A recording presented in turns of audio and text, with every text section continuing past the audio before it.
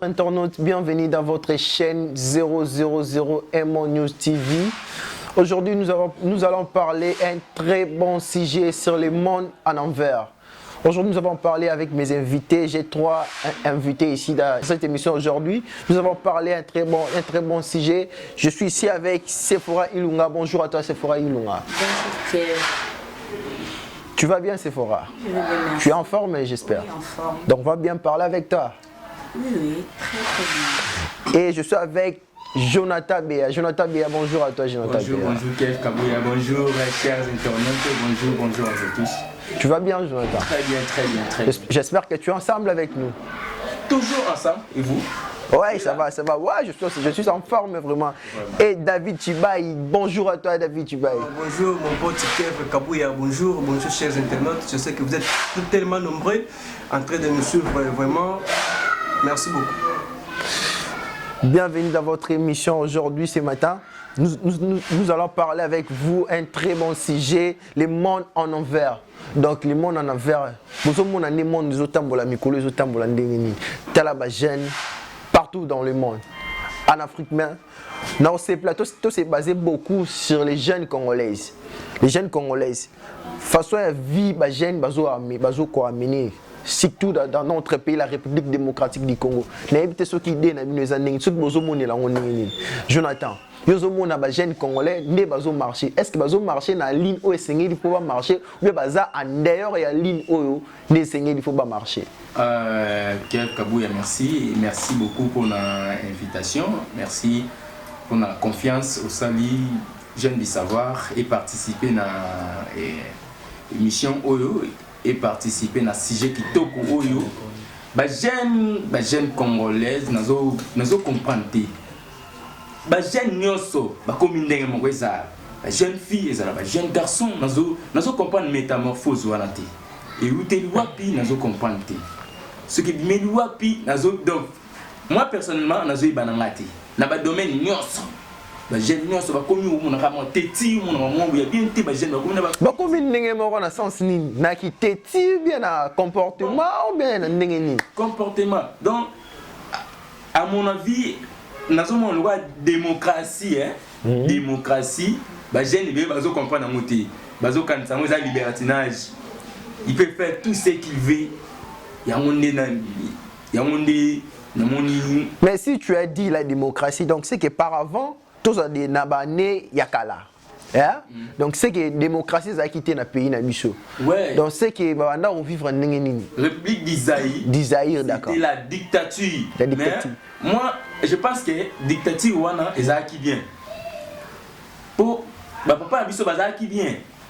Par rapport à Kilelo vraiment naïvité. Le fils s'habille mal, les garçons, l'alcoolisme et maticito.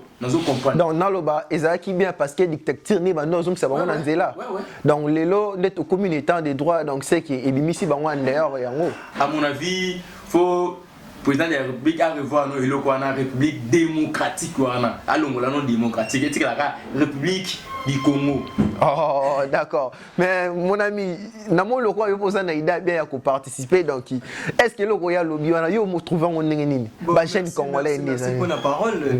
Naïbi que ya lobby zangate parce que sujet o eza sujet mo ya mnene makasi. Ouais. Parce que toza vraiment na makambo eza lelo soko tali lelo na ba paka ba vient biso akala mona ki différence ezali. Ba histoire ba bossa biso ando betela biso eza différent na o lelo. Mon pote Arose a peine raison. Arose a raison parce que ça la passe. Et ça la vraiment passe comme on a dit que les jeunes se comporter Mikolo. Donc on comprend déjà. Donc jeune a comme le roi donc yé na yé. Tu vois, et le monde a constaté na Kinshasa, la capitale, pose à la bien faux avoir. Oui. Pose à la bien faux avoir. Pose à la bien faux avoir. Donc pas respecter la quartier faux avoir. Quand nous sommes tous à Tiboyon, tant que tous awa, tant au bingo sur l'invitation de l'invité. Hey, t'as eu mon Habitala va avancer à la fête. Bana Mickey va comme Mikolo Mbangé. Surtout les frères dans la télé lunettes, vous devez mara abattement net souvent ne va pas avancer. Il y a aussi que tu te fais comprendre maman. Tu peux ça les contrer na ba vision na ba na ba pensée na ba va faire ça. Pour na ba va ça. Donc oh bango bazali ndeza bien oh biso toza to se respecter boye toza bayuma. Mais maman c'est fort yo le bataire pesa biso nanu idée na yebiteza nini oyo tozala ki bien na années 60 ti na années 80 70 to komi na 2000 à partir de 2000 à 2005 ba mon jeunesse mo et la mukimbala moko makamama mais comme belé donc to comprendre était phénomène wana eza nini vraiment et tant que yo moi si na ba jeune fille congolaise donc ne bazo marcher na ba jeune garçon on pesa moi idée eza vraiment nini to comprendre était vraiment. Ok, merci beaucoup pour la parole, Kev. Donc, quand on est le monde, on a le vert. Donc, on a habité sur le banini. Dans les années 60, maman a vu que se comportait le coup la vie sautée. Donc, tout a changé. Tout a vraiment changé. Parce que dans les années Yakala, on a un moment pour respecter, pour se respecter. Mais puis, sur la génération, tout se respecter. Surtout nous les jeunes. Ouais, ouais. Donc tout s'est respecté. Donc tout a changé. Vraiment. Tout a vraiment changé. Mais quand on regarde, quand tous on a nous, par exemple, mais tous on vraiment l'année 60, depuis l'indépendance de la République démocratique du Congo jusqu'aujourd'hui. Mais moi, changement est vraiment total. Changement vraiment est total. Ceux qui n'ont une jeune fille, et là qui le coup ma mère. Tous un jeune garçon. Koto batakuti kuna désordre nazo yebate. Idée wana, mentalité wana, courage wana. Et outi wapi na ba jeune ba moko. Sauf que par exemple na Mindele. Mindele wana za ndenge na bango culture na bango kolata biloko mikuse, kolata sengle sa social là ba trouveront normal. Papa na mwana na maman bango qui na bango plage ba sukoli pe ba latika les sobres et ça normal. Mais bis on est des bantous, hein, on est des bantous. Siko. Est-ce que est normal papa a maman na ne biso to ke na ba pique-nique, na ke pique-nique na zimona na ke ne pique-nique. Est-ce que c'est normal? To ya a lire bon pe si courage na ba bana ba kuma ben poli, kolata mabe. Imposé devant mes parents, devant un grand, est-ce que c'est normal vraiment? Bon, pour nous, c'est vraiment normal parce que nous sommes les Bantous. La culture, des fois en Europe, c'est normal, mon adine soutien, mes parents vont vendre, donc c'est normal, mais bis tout ça, Bantou, ce n'est pas normal. Le problème est que bis, les gens qui copier juste européens. Donc, bis tout ça, Bantou, c'est juste la culture, la biso. Mais biso ni culture na biso lisusu tikobi changement de mentalité or que mentalité ya mabe mentalité ya buzoba donc eux non culture na biso donc to komi ko copier oui to ni c'est to copier to comme lokola bango to ni c'est to za lokola bango te biso to za ba africain to za ba bantu bango ba za ba européen donc to za ndenge mona bango te ikamazo mabiso nde ya mwana vraiment to ni juste ko landa mingi donc to za biso bongo te mais to li to landa bango donc to copier bango donc c'est vraiment bon. Est-ce que est-ce que l'idée est-ce que ça est vraiment réel tu sais, le problème c'est quoi? Moi, la délinquance juvénile ça m'énerve. Ça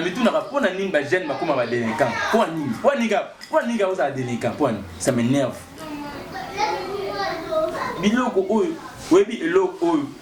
Et bouleverser culture na biso lelo et yo kanarate ils ont ta formaté pire encore culture africaine et yo kanara les susté les séries indiennes ou ba bozibana banda tongo abandi na dessin animé à quelle classe tanka azonga série à taliban indien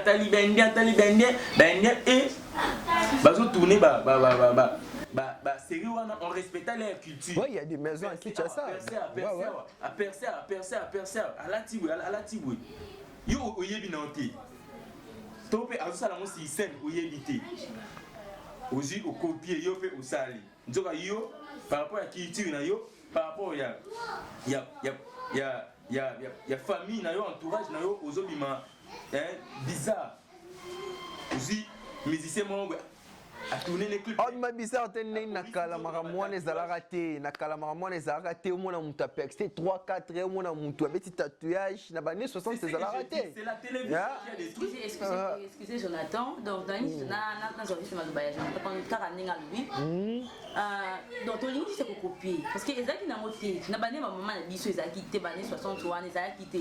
Mais biso tellement de côté juste série tout a commencé que indien bazali bon on se percer mais nga na moni nga pe na ceux qui na lobby ke na moni on m'a bêté et cause la moi n'encourager bon mais nga na moni nde bazolo ba ke le monde évoluer bon peut ba évoluer moi na stratégie à vivre ben ndengeni bon ba évoluer na stratégie na bango mais pour na vie voilà évolution na bango et ça par rapport ya bango parce que faut ces années bah biso ba jeunes congolais en général surtout les quinois en particulier biso na quand on le batté tu vois zana fongola bino lomo tozo bossa na kier ezana même batem sur tout en viaka na o balata ka mo mutu mo artiste mo star mo lati elomo ya bokuse boye yepo yo lati a aucun jour okute na wenzala ti yango et que même biso balata ka na lobby eza passe okuta biloko biso to bona na baté balata ka par exemple na Zuneti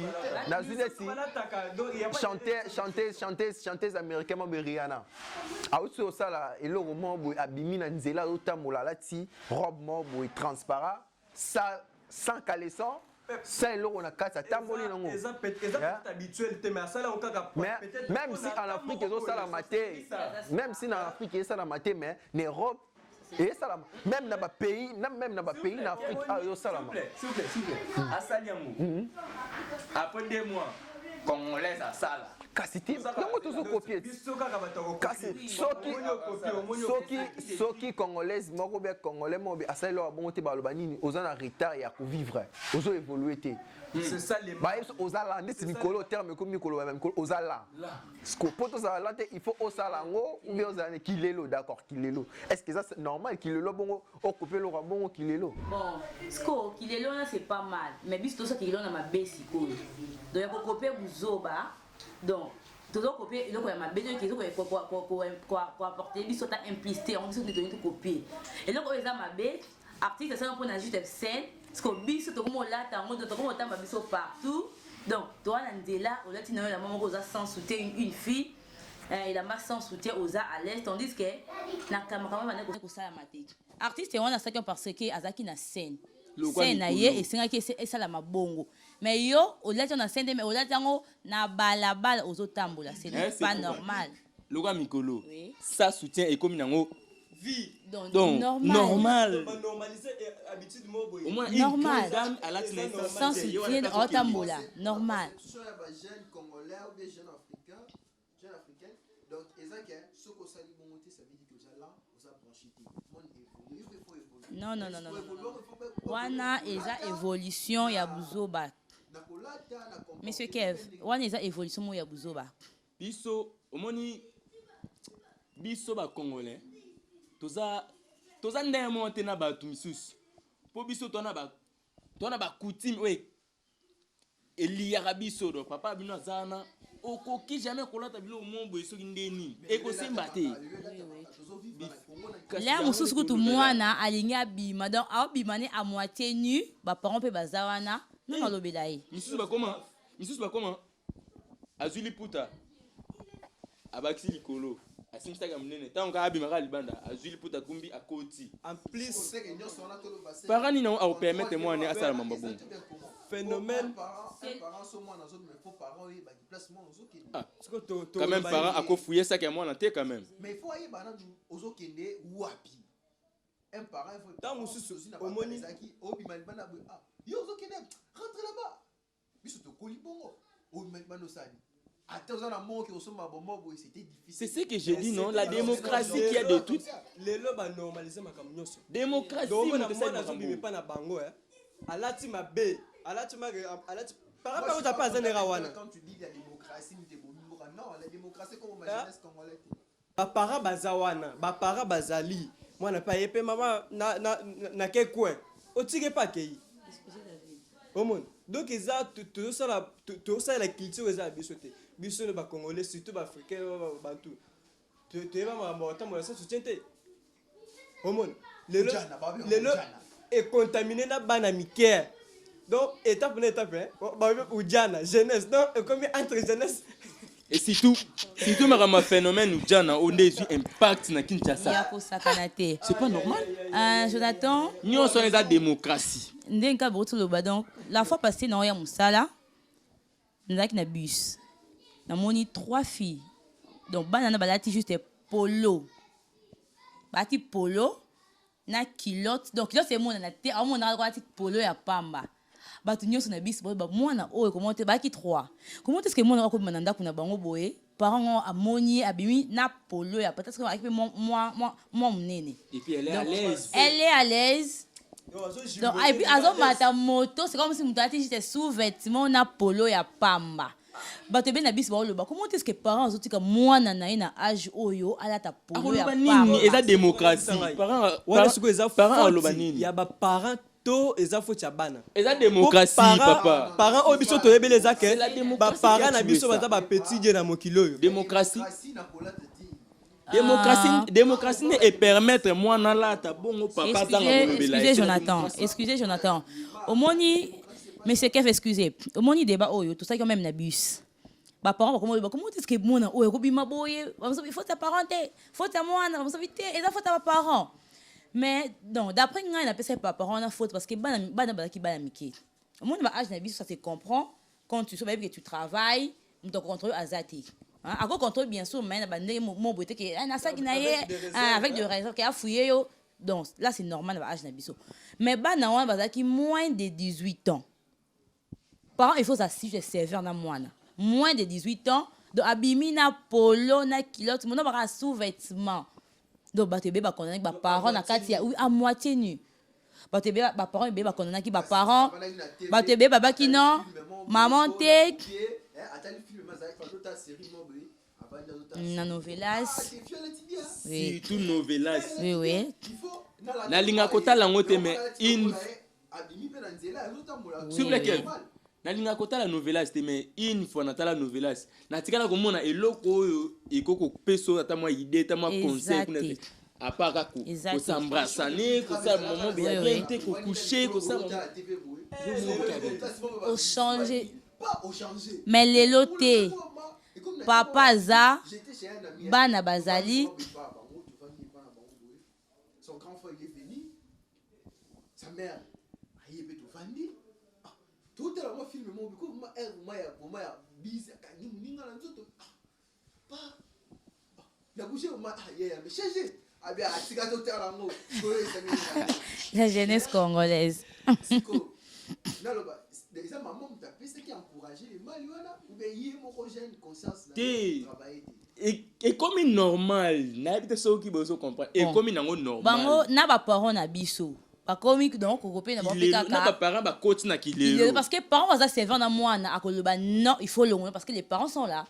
Comment est-ce que yo bota la film mais on a bana mikie ba papa maman bozawana bana ba yaya ba leki bozawana bota film ba comment ba bazo ko s'embrasser et puis ba parents boza le ba elo côté parce que si les parents a gagné déjà mwana ba o sortika là boza na ba wika so papa zeto mazali bo nga ko tia yango te donc bango ni bazo encourager ba bana na bango mabi makasi au mona une jeune maman une jeune fille maman avant d'être la série trop aboti moi nazo kola mwana mo ayebi yake mwana mukie akopiaka eloko oyo ezalaka na entourage na so amoni ke mama etalaka chaîne oyo trop ngapi funa ko motala akola déjà akanga da chaîne wana okuta mwana mukie akanga banzembo yemamaka na basérie mais en plus excusez mon cher omoni phénomène oyo tobengaka phénomène ujana ezo se multiplier pourquoi nazongi muke attention ezana ba film mususu ba mike me alesa pale yebisa suko fi wana o alesa kandako apeka petit mom ka bimara so zongo mapa na Congo oui suko yebisa na abimanga na Congo kutela Kinshasa wa ayena fufu asali provision andako bon lo biso alinga mama apeksa so papa alinga beta lo bani tika mwana nga ayaka na chasser yabongo kutu soki yabongo kutu soki okete obosani mais appelé yo lelo bimate yango lelo bimate lelo tokolia te o mate ne to fandi lelo ata 50 francs ate na poche ya kende ko siko ebisanga siko mwana bongo ataki akem azongi mini na équipe so bakulu na e mo pe susu makambo yo mo pesa na kanda e mo pesa kana ma se fokazo miko tu vois yango na bana koluba. C'est pourquoi moi je soutiens la dictature, mais la dictature éclairée. Je soutiens la dictature éclairée. Et la dictature, tu vois, dictature, on a la boya, la dictature. Yo, yo, tu vas pas faire ça, tu vas, allez, fais ça, face. Mais dictature éclairée, et ça bien. Démocratie, République démocratique du Congo, dans comportement ou bien dans style de vie à Batula, je suis pas content de ça. Kev, s'il vous plaît, Kev. Éducation est à la dictature ou est à la démocratie à Bokate. Kev, oui, puis pas une balbara congolais à Yokana Fimbu. Oui, pas une balbara congolais à Yokana Fimbu. Congolais à Yokana Fimbu, parce que la tête, mentalité, la chose à trop. Siko, ce qui. Moutabon hôtel est démocratie. Yango mon léo to na taux élevé, il y a alcoolisme, taux élevé, il y a pizza, taux élevé, il y a maramba bien tout. La pizza va me belé. Premièrement, ils ont musalate, premièrement, ils ont changement de mentalité, c'est un grand travail, il y a Kimbo Peto là. Naiki au sala moi conception Nathalie, pourquoi le belé quoi là? Une fois, dans qui vers première île, il mettait tout le temps à transport pour tout le monde. Poubelle, les hommes ont pas dit. Jeune mort, Mélima, Mélima au pire. Mélima au pire. Poubelle, hein? Pourquoi on a la poubelle? Avant qu'il ait lancé. Poubelle peut vide. Poubelle, ils ont. Ils ont vide. Jeune. Jeune frère. Mais, où qu'on le côté où tu as la poubelle, à perdre comme bringal. Tu vois que Ozo Naka, il faut appeler ça une raison démocratie. C'est la démocratie. Ceux qui m'ont donné l'éducation bien, ceux qui m'ont collé sur Aïe, monsieur le Rabon, au Sali. Et surtout que les Congolais nous accompagnent l'état de droit bien. Pour les gens, ça l'état de droit. Kev,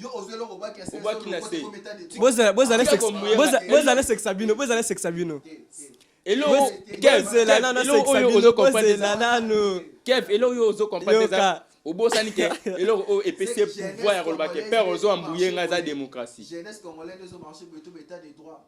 Nazo la exemple là. État de droit et ça la mati. Exemple tant au Kabila Zaki. Yo, oya na état de droit. Fimbo rolia, bana moura avec ta fimbu. Ta tangi 1. Ta Kongola bana banga biloko wana. Contraire na texte série il y a son excellence monsieur le président ancien Joseph Kabila, ils a bongoté. Ils a kutu wala kutu sera na maman jene bandisi que zaka les plus pire. Mais Congolais avaient peur quand même. Babane ko sala me bazaki ko banga. Peur mais bazaki babana ineka ko sala ngo. Mais sikoyo faut te comprendre que bano to benga ba odiana na. Ce sont des petites filles, non? Ma fille tout côté benga. De 18 ans. Pas même de odiana ko taper odiana 8 ans. Odiana 8 ans bazali. Je vous assure que odiana 8 ans bazali. Baki paraso acheter. Ba odiana ba komaka so 8 ans ya okimanda ko comme odiana. Attends, à des ans, ça okimanda ko comme odiana 8 ans. Moi j'ai vu odiana ya 8 ans. Je te surpris. Je te na boina cité commune ba ba kete au fingi biso na commune. Faki autant à commune. Na cité commune. On a que vérifier. Odiana 8 ans. Wana commune nini? Odiana 8 ans. Frère. Hein? Oui, puis Oudjana. Nazaki surpris. Frère. Ya romona Oudjana 8 ans. Et ça faut tani. Faut tanani. Ata kombo kango isa quand même 8 ans quand même. Oudjana 8 ans. Bon. Excusez mes collègues. Monsieur Kev, vous avez vraiment mouké na likambo qui a poubelle wana qui il y a un frère là na comment on a boulevard ceci là. Bon, pour nanga ils juste mentalité na biso nan échanger té. Comme mentalité changé té donc alors on est au salle ko simba té. Échanger mkoni. So échanger mkoni. Mais c'est pourquoi le chef de l'État tu l'élément marche pour changer. Oui. Papa, attends, Jonathan. Jonathan. Et là, il faut changer dans nos république démocratique. Non. Démocratique, elle est longue. Non. Là, je ne sais pas de quoi faire. Démocratique est longue. Jonathan. Démocratique, ça dit na mentalité. Le problème est que avant biso avancer na mboka il faut mentalité na biso échanger parce que la mentalité change dès que va ko ba awa ba oui bien que ba te so ba poubelle na limité mais mutu ameli mai aboki sachet na C Oui, Zani, il y a un changement de mentalité. Parce que si la mentalité a déjà changé, là, on a dit qu'Amélie m'a poubelle, il y a directement dans la poubelle. Et là, comme la mentalité n'a pas changé.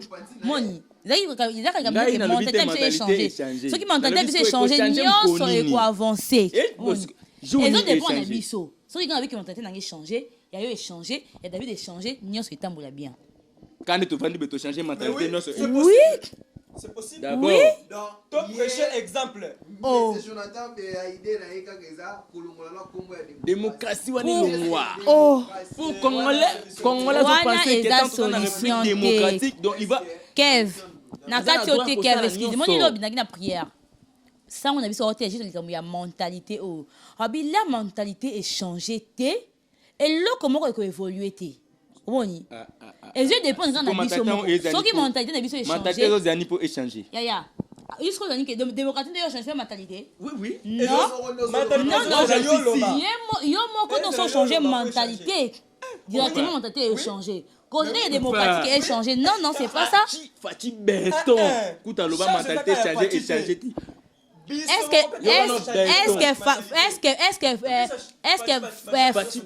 Président Fatih Béton a couru dans Ndakuna parce que Jonathan a changé mentalité. Tu as conscience de ça qui n'a changé mentalité. Non, ce n'est pas ça. Quand même exemple, na kutana pe na jeune moboye. Tu kutana na nzela ba no mélange. Ba jumora ni. Papa, même si tu l'équipe à poubelle, tu as nzela. Donc félicitations vraiment na gouverneur de la ville. Achili biso ba poubelle. Donc tozo ya poubelle les vide. Azo abwaki na c'est oh tata poigno sali boye. Alo banini. Bon nazo na bwaka ona poubelle. Po musala ba mero ba kombola o esila. Bon ce que so to bwaki na c'était ba kombola ni. Ba na pe ba oliani. Yebi so singo mutabongo. Alo bani so na bwaki na nzela te. Ba mama ba. Yebi sanga chômeur. Tu vois, et le mentalité caca, tout changer, tout peut sa fatigue changer. Oui, parce qu'il a des charges de la président de la République. Pour ceux qui cherchent une mentalité. Parce qu'il y a le démocratie, la mentalité, c'est la même chose. So Kolongola, Moana, Kolongolelo, quoi. Nga le but de mentalité na démocratie ça est là ça va. Attends le baiser le copain. Dans le but boé. Est-ce qu'il y a une mentalité, la démocratie, wana. Et là, on y est ça là que ezala et là mort oh et c'est que ba longola ya yebisa ngai. Té question na yo na comprendre bien té. Mais est-ce que na ko bandelo o ngai na lobaki? Maman Sephora a pris exemple moi ya opi. Ngai lo na retenir la réponse. Papa yo kune olobaki. A répondre papa tika kwa mbuye ngai. Nego David a pris exemple moi nego a répondre ah siko soki na lokoti na boaki bon batu o ba engager bango po ba kombola prince siko soki salté zate ba kombola nini c'est musala bango esila yoka ka elo ezo pesa batu courage ba lo ba bongo eza démocratie kombola kana ba pour na banzila ezaka na chasser na nzila te siko musala bango esila salité ezala là na démocratie Europe salité ezalaka ya ba sachet pe na se boss kize malanda ayebisanga na Europe pe ba salité ezalaka na lobby po biso to copia kuna na salité pe to copia na Europe on aura sachet aboki na se yo to copia kuna soko si congolais moko utinde kana pays ya face na Brazza so oli a jina lipa so asiko ya so c'est quoi là c'est là alors tu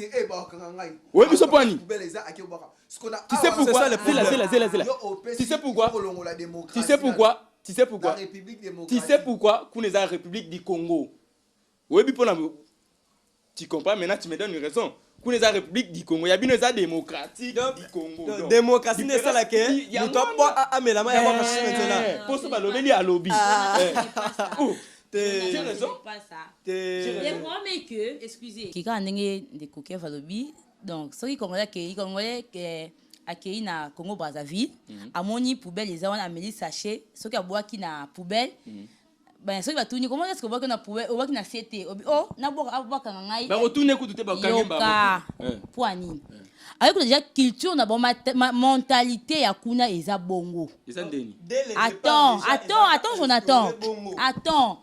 Vous savez quoi? Tous les Africains. Alors. Yoka. Jonathan. Moi, le pays c'est Afrique.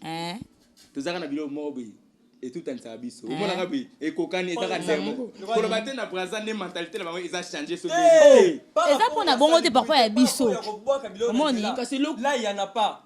pourquoi parce que il y a la République du Congo bino côté démocratique papa ce sont les écrits bango effacer car le peut effacer et ça peut l'autre ce qui effacer même dans mutu te la mentalité s'est changé non ce qui est démocratie mentalité est changée je te comprends peut-être aujourd'hui que toi effacer on a mitou toi effacer démocratie na mitou mais oui n'est pas comme la République démocratique du pas Congo qui peut effacer mais ce le monde la bongo eza pasi batata République démocratique batata République dictature éclairée du Congo occasion ya kozanga mentalité te démocratie eza démocratie les autres c'est la démocratie David Baya Jonathan ce que moi c'est un des jeunesse congolais tout tambola bien te boy donc eza pour la démocratie na lingi na yebiso te yango ne na bandolo babanda kala. C'est ce que je disais depuis Tobandi émission. Et là, on a loba. Jusqu'aujourd'hui, si la jeunesse ont marché, ils ont développé, parce que la démocratie, et ça bien été. Parce oui, que tu sais quoi? La République démocratique. Tu sais quoi? République d'Isaïe. Oui, ce maréchal Abando Sandeni. Bo ulti match, bo poli, bo suis film prochain match. Kitoko. Vérité? Yo film ne change ça.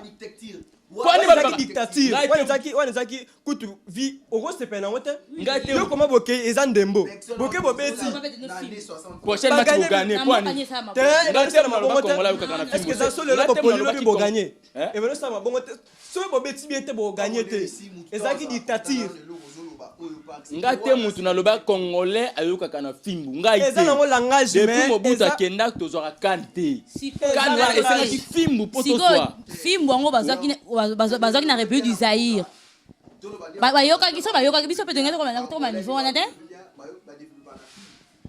République d'Angola République du Congo eza ndenge na République démocratique c'est ce que donc souci ya Jonathan zaka ke non ba la démocratie wana ba la démocratie wana ba pays aux démocratie ne ba so développer pour le monde donc tout le basiko ba so développer pour biso na ba différence ni ça mais na ba pays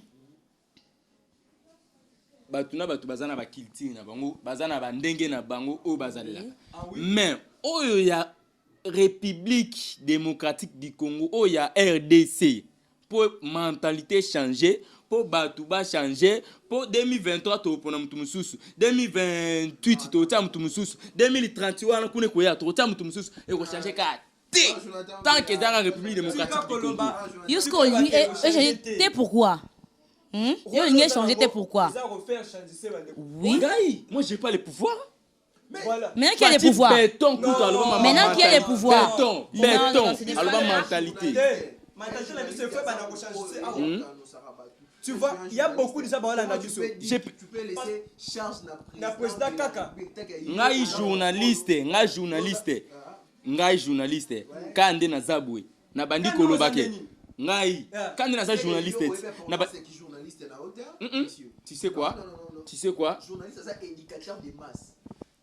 Est-ce que Obi combien de journalistes oyo babanda ko éduquer masse avant nga te yonde ce qu'on met ma différence biso to la différence ba yo capé mentalité de changer tu sais quoi journaliste ça le quoi musicien baza ba éducateur de masse journaliste ça mutumo oyo sokoza la télé ba ils sont très balanga d'abord avant toi avancer ba musicien de babomi pemboko ba tourner ba clip ba la ta salité ba musicien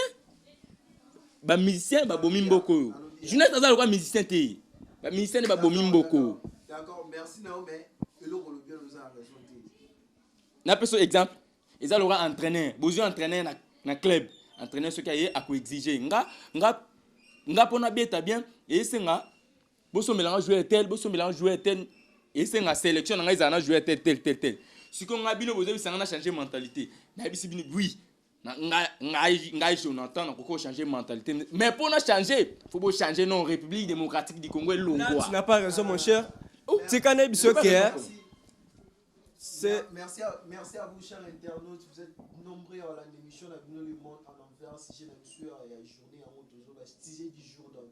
Le Monde en Envers. Tout ça pour expliquer les jeunesse et tamboula, jeunesse et tamboula. Les bandes de konanga va se faire idée, tout ça partager na bango, tout ça pour faire comprendre na batu donc. Les frères nanga Jonathan Béalobi, il faut d'abord que la Congo est République démocratique du Congo pour la mentalité à jeunesse congolaise échanger. On a évité ce qui est ça pourquoi s'il vous plaît. Je suis pas content. S'il vous plaît. Oui, mais aux médias, on nous suit de partout dans le monde. Dans le but de la République démocratique du Congo. Dans le but de la démocratique na katwa. Démocratique. Ba le mo batia. Na lobby. C'est ngaba tata komba Jésus place na po. Non, yoka bakolongola paix démocratique. Bazi République Jésus-Christ du Congo. Voilà. Je vous dis, ceux qui eloko wana Jésus-Christ komami na bongote. To sait l'autre. Avant to banana bongo, to banana na yebani bongo. Les écrits restent les écrits soko ça il a ngote eza kokufa. Mais d'abord eza na bongo. Ngai elo on a ça content premièrement. Ceux qui jeunesse ils ont un recteur et maromebele boy bakulu n'est pas impolitesse c'est pas ils a parce que ba parents batiki lycée aller trop na bana na bango. Ils ont makambo ya kolongola démocratie. Parents atiki laisser aller par rapport à quoi? Ceux qui m'ont accolé ma bé, ils ont la faute ya parents. Moi avant de soit libanda azwa kana ko andako. Démocratique. Démocratie est limitée par parents. OK, démocratie est limitée plusieurs parents. Démocratie est limitée plusieurs parents. Parents a communiqué l'état des droits bon. Moi na casa na droit na hier. Ozo confondre droit de l'enfant na démocratie. C'est ce que tu confonds. Moi je ne confonds non, il bien au ko redresser moi na on va raqueter sur la bêtise toi la démocratie. Na lobby tes parents à la maison na petite parents bêta na lobby boy parents a commis ko c'est limité atalika bon dedans na lobby boy et coquille dedans na sali boy et coquille apexi moi na bon yo voilà tu bloque mikuse bepoani. Ça va papa na yoki aki alati liputa nzoka na liputa na alati eloko mkuse na si parents quand même Hollande ete nzela yo kapi like ça yo kuna nini za kuna quand même mais place en démocratie ça yo kosi moi na kosi ajimbote papa alati liputa papa ebike tango gangeli ke bimsa ke pa bimisi mais toi tu pars OK démocratie ne permet papa à l'andele tetina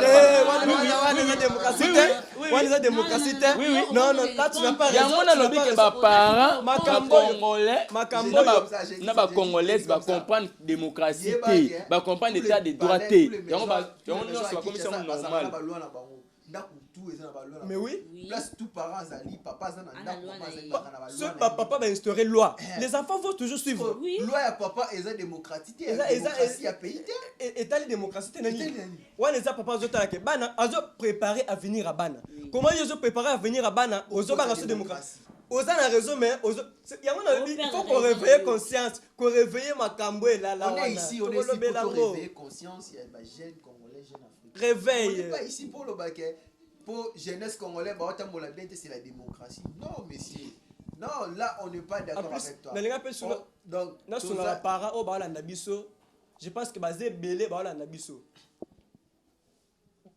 bobanga démocratie te ozana droit ya ko éduquer moi na ndenge oui ngana pekisi ba parents vous voyez Kev azobimisa mtu mabi non papa soki mwana azokende boezongisa ye je vous ai dit cette monsieur azana raison te éducation ya ndaku l'éducation au mwana zwa libanda ezokipe démocratie ya mboka te éducation mututu abandaka ngo na ndaku na ye chaque parent a sa façon et loi ni ne tika na ndako ezana bana musuba zo éducation libanda ko leka na ndako azo éducation libanda etaka komi ko libanda webi ke balé bazana suivi ba parents David amona ki ujana ya 8 ans webi ujana mamba salaka sujet o eza très riche wana o azana na deuxième primaire ujana na ndako wa parents non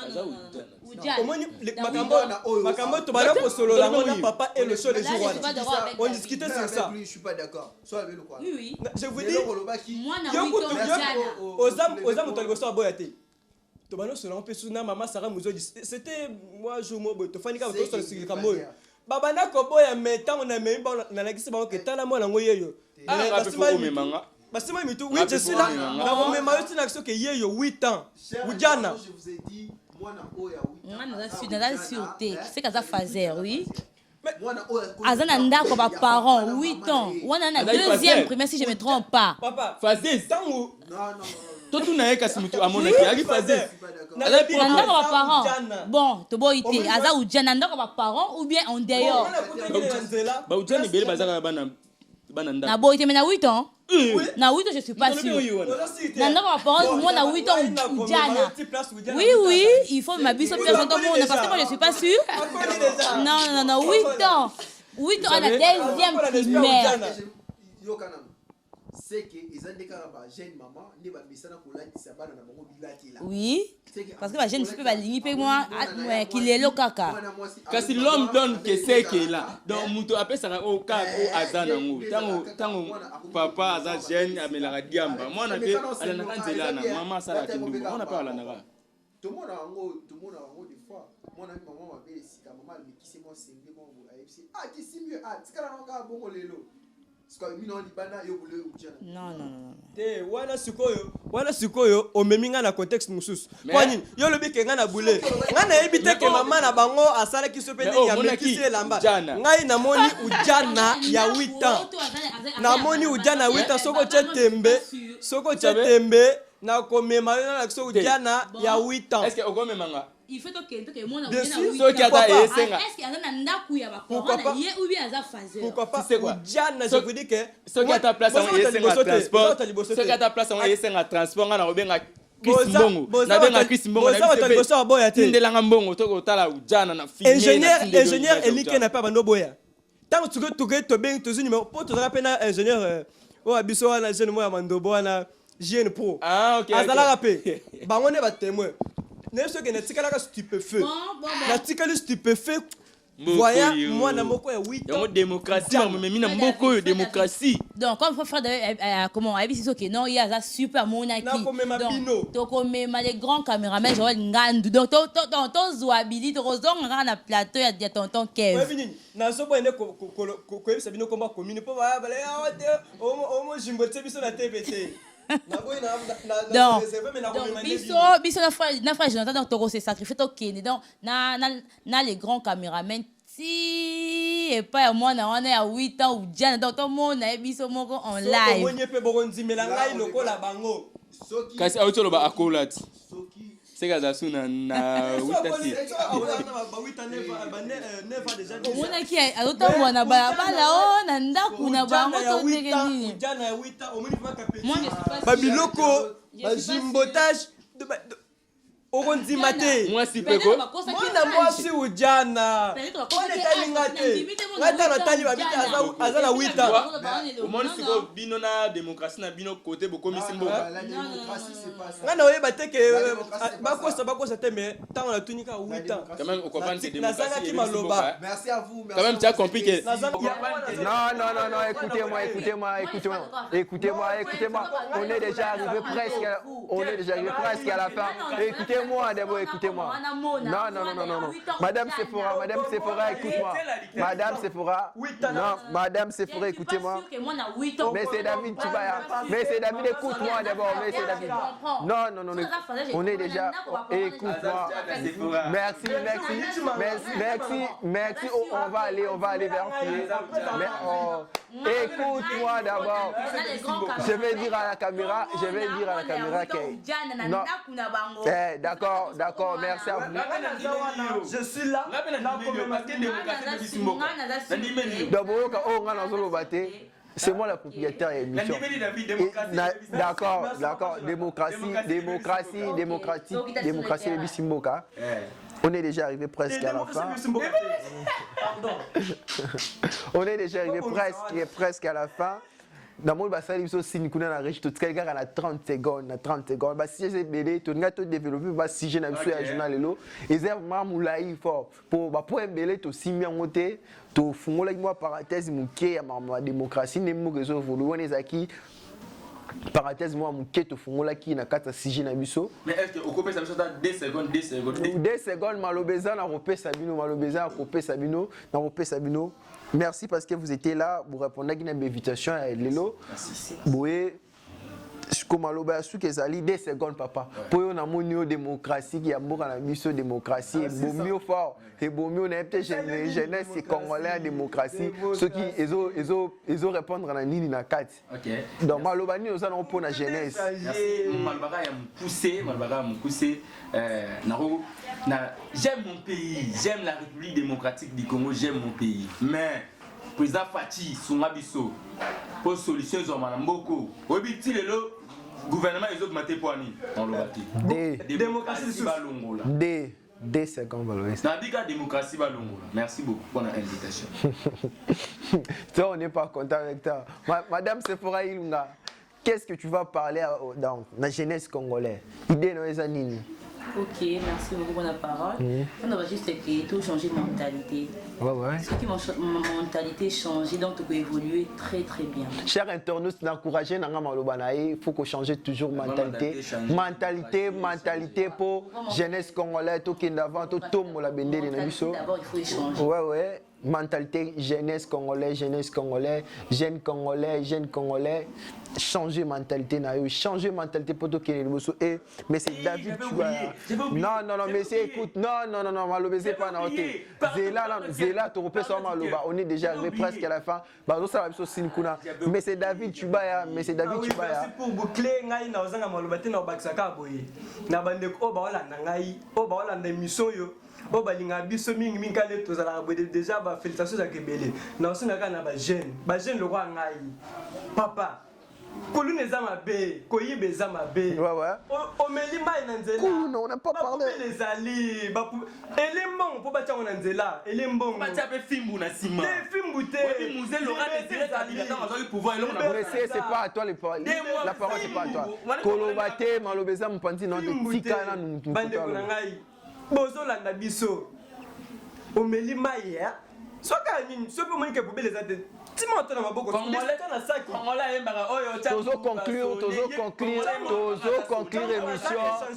tozo conclure émission na parenthèse tofungolaki te sur sujet na biso il y a 10 jours jeunesse africain jeunesse congolais jeunesse mondiale tout conclure émission na sujet du jour on les acquis parenthèse moi moke tofungolaki intervenir dans quatre émissions na biso ya lelo ce qu'on a besoin pour conclure émission pour pesa message nini na ba jeune pour batambola bien tozonga nde tozalaki na respect na honneur to no pesa ba grand na biso ba parents pour te totambola malamu naza na besoin un message ya bongo tala caméra malobézé pas merci chers journalistes on a lo ba pona mambetali jeunesse to linga nzambe toka mateya omoni mateya ata babi oza mato mangungi ata babi yo za béton du fait que zo kama loba nzambe na avec le pasteur Gassi Ange Moussassa kona na Théophanie ozala na o changer to ndimi to kama papa to kendaka na église to kama loba nzambe azelengi tangaka Bible ro changer tito ma démocratie est un changement changement zara yomo sozu décision lobi lelo tala et pardon tiki maloba madame Sephora, qu'est-ce que tu vas dire à jeunesse congolaise, à jeunesse africaine? Donc conseil nyokopé sa bango bazala toujours respect vers les grands, toujours respect. Na mikolo ba changer façon de vivre, façon comportement et tant que fille. Merci partout dans le monde. Merci beaucoup, M. Kev. Dans le bas, c'est qui tout ce qu'on copie. Tout ce qu'on copie, les Européens. Tout ce qu'on copie, donc, qui tous les bisoutés, mais qui copient. Pour mon nom, qui le nom, qui le respecte, il y a ma vie. Donc, tout ça, ils ont un beau canal. Je dis tout ça, tout. Comme c'est qui encore Rihanna a ça qui boye n'a pas ça la boye non aux hommes réputation na yo aux hommes sa culture na biso ils a bon monté donc biso ba gens tout changer tous on avait na droit chemin tous na culture ba mal tout non ya kala to respecter loi to mi respecter biso moko Donc, tu respecter la culture na biso. Donc, c'est juste quand il faut changer de mentalité. Merci. Monsieur Jonathan Béa, vitesse toujours dans Malobanayo. La démocratie, l'homme de la démocratie sur la jeunesse congolaise.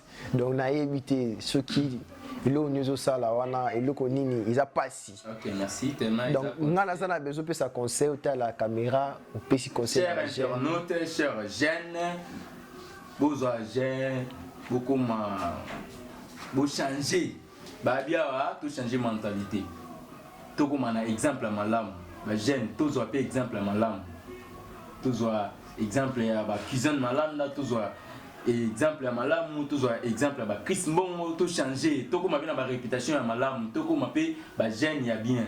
Mais, la réponse de non, c'est fora koto yo ningi alubi que non, jeune, il faut asala boue, il faut asala boue, il faut asala batika au copier.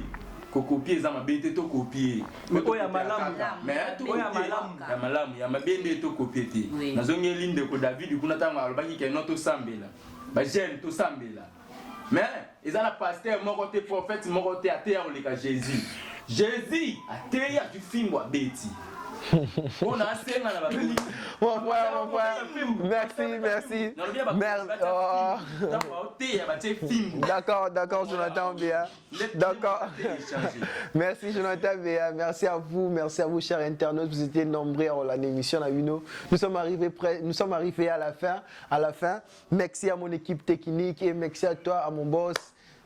Kizem Malanda, merci à mon équipe technique de 0001 Mode News. Donc, merci, vous étiez là et abonnez-vous à notre chaîne YouTube 0001 Mode News. Donc, nous sommes arrivés à la fin et bye. Ciao.